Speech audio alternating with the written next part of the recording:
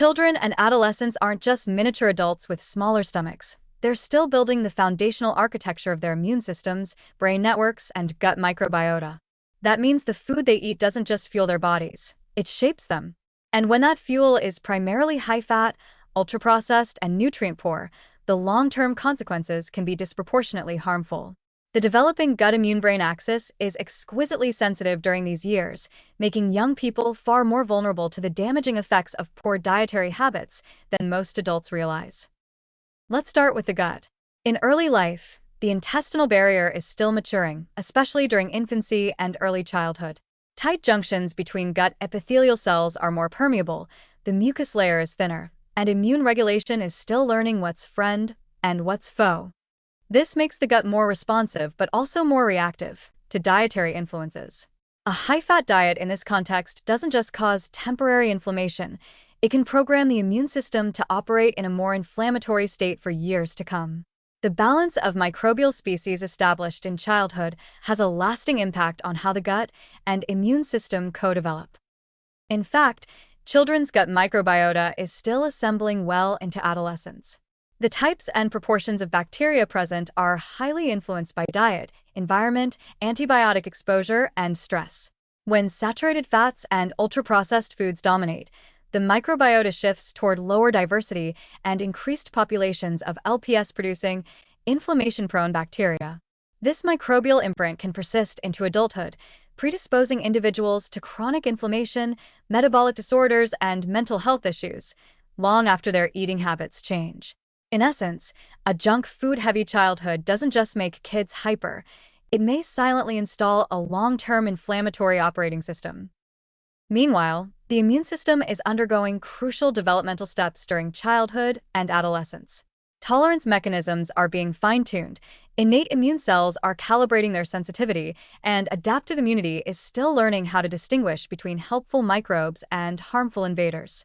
A high-fat diet at this stage can skew immune programming, dampening protective cytokines like IL-22, which support gut barrier function, while amplifying pro-inflammatory signals like TNF-A and IL-6.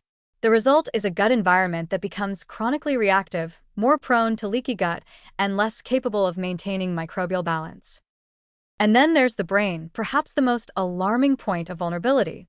The gut-brain axis is in overdrive during adolescence, with rapid neural pruning, synaptic remodeling, and hormonal shifts that affect emotional regulation, cognition, and stress response.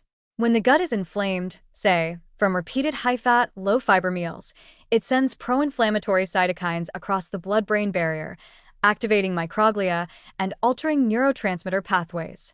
Studies in animal models show that high-fat diets during adolescence impair hippocampal development, reduce neuroplasticity, and promote behaviors linked to depression, anxiety, and impulsivity. In other words, that teenage junk food binge could be whispering inflammatory signals straight to the brain's wiring system during its most plastic years. Compounding all of this is the fact that children and teens often lack buffering factors.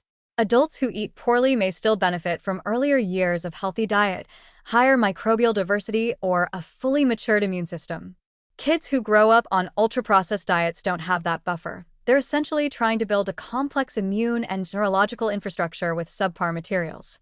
Add in stress, sedentary behavior, and screen exposure, and the gut-immune-brain axis begins to falter before it has a chance to stabilize. The long-term effects of this dietary disruption are sobering. Increased risk of obesity, asthma, allergies, autoimmune diseases, depression, and cognitive deficits, all traceable in part to early gut inflammation and microbial imbalance. Even conditions like ADHD and early-onset mood disorders are now being explored through the lens of gut health, immune activation, and dietary impact. So, here's your not-so-funny warning.